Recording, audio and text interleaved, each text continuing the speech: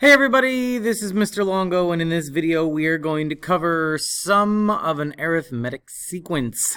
And to do that, there is a couple of formulas you're going to need. You're going to need your new sum formula, which I have right here, but it's going to be also helpful to have your other formula from the previous video on just arithmetic sequences and how you find a sub n.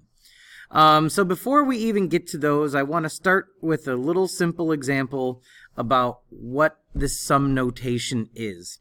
So this basically says find the sum of the third, fourth, and fifth term. Okay, this is known as sigma. This is sigma notation, also known as summation notation. And basically, the bottom is where you're starting, and the top is where you're ending. So this just means find the sum of the third, fourth, and fifth term. So to do that, you could just find the third term. So plug in a 3, and you would have 2 times 3 squared minus 3. So 18 minus 3 is 15 plus. And then you would find each individual term. So 2 times 4 squared minus 3 would give you 29. Plus, and then you would do 2 times 5 squared minus 3, giving you 47. Okay, once you did that, all you would have to do is add all of these guys up together, and you would have a grand total of 91. So that's how you would find each individual term. But if we're doing something like the first example, where you are simply finding the sum of the first 20 terms. Are you really going to find all 20 terms? I highly doubt it. So, of course, we have formulas to help us with that. So the first one's pretty simple because we have all the information we need. We have a rule, we have our first term, we have our 20th term, just by plugging things in. So this formula says the sum of n terms is equal to the number of terms divided by 2, times the sum of the first and last term. So this one we're good. All we have to do is pretty much find a sub 1, which we would just plug in 1. 3 times 1 is 3 plus 7 is 10. And then we would just find a sub 20, which would just be 60 plus 7 is 67. So now all we have to do is say s of 20 is equal to the number of terms, 20, divided by 2, times the first term plus the last term, in this case, the 20th. So that's just going to give you 10 times 77. So the sum of the first 20 terms is going to be 770. And that's it. That one's pretty simple because you have the first and last term.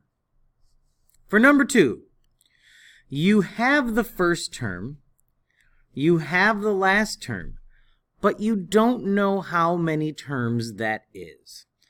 So, of course, if you really wanted to, you can just pretty much skip count to 24. But what if that was 2,468? You don't, that's not going to happen. Don't do it. So, this is what you're going to do.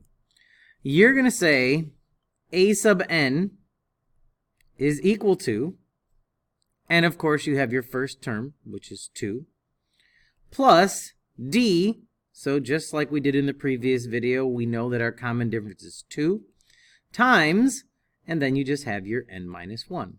So we're using the formula from the previous video to find n.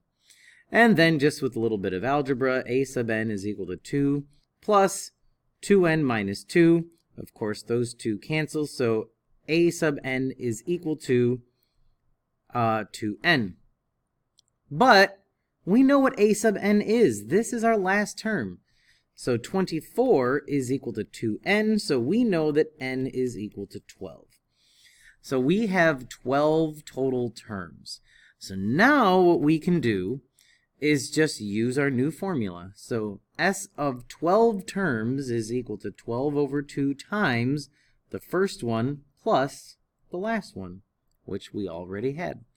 So s of 12 is equal to 6 times, And 2 plus 24 would be 26. And then we would just multiply those guys together. And that's going to give us 156, I believe. So yeah, there we go. That's how we use the formula. The next example, number 3, is similar to number 2 in a way, because you have the first term, you know that there are 50 terms, but you don't know what the 50th term is. So you're going to have to use a sub n to try to figure out what that 50th term is, and then you can use it to find the sum of the 50 terms. Number 4, you're just using a sub n to write a rule, and then write it in summation notation. That's all we're doing. So why don't you pause the video and try these two really quick and see if you can come up with them on your own before I show you how to do them step by step. Give it a shot.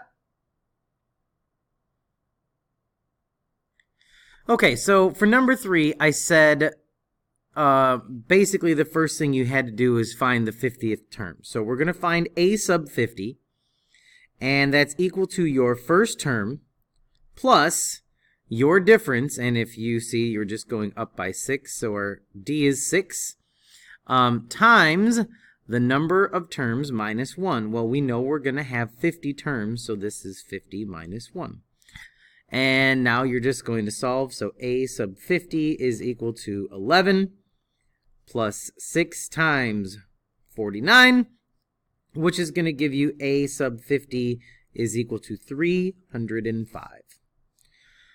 Now that you have the 50th term, all you have to do is plug in your information. So s sub 50 is equal to 50 terms divided by 2 times the first term plus the last term, which we just found, is 305.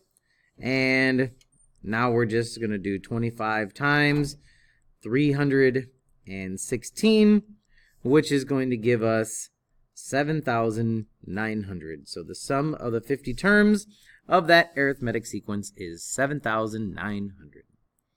Number 4. If you got this, basically it just said write in summation notation, which is also known as sigma notation. So we have 1, 2, 3, 4, 5 terms here. So we have 5 terms, and the bottom one would be n equals 1 or k equals 1. It really doesn't matter what it is because you're going to write that variable in your a sub n formula. I just went with n because we're going to be using a sub n. So a sub n is equal to, now we know we have 5 terms here. So we're just going to have to do our first term, 2, plus our difference, we're going up by 3, and then times our n minus 1. Now we're finding a rule, so we're not plugging anything in like 5 terms or anything like that. So a sub n is equal to 2 plus 3n minus 3. So our rule is 3n minus 1 after you combine those last like terms. Okay, so that's the way you would write it. You actually go find your function rule for the arithmetic sequence like we did in the previous video and just plug it in there and just use your new sigma notation. Okay? Last example of this video is a multi-step problem. So basically we have a certain number of dots in the first row, and what we want to figure out is if this pattern continued, how many dots would there be in the 10th row, and how many total dots would there be? So again, you could just draw a bunch of dots and count them if you want to, but what if I asked for the 100th row? It would take you a very, very long time. So why don't you pause the video and see if you can come up with this one on your own, and then we're good for today. Okay, step 1, top row, we have 5. Then we have 7. Then we have 9. So we can see it's going up by 2 dots per row. So our formula for a sub 10 to figure out what the 10th row has, we would just use our a sub 1, which is 5, our first, plus going up by 2 per, And then we would just put in our n minus 1, which would be 10 minus 1. So a sub 10 is equal to 5 plus 18, which is 23. So the 10th row has 23 dots. So how many total dots? We would do our sum of the 10 rows is equal to 10 rows divided by 2 times the first row, which has 5.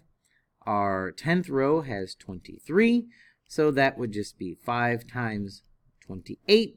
So the sum of all of them is going to give you 140 dots total. Okay, and that's it for arithmetic sum. This is Longo, and I'm out. See you, bye.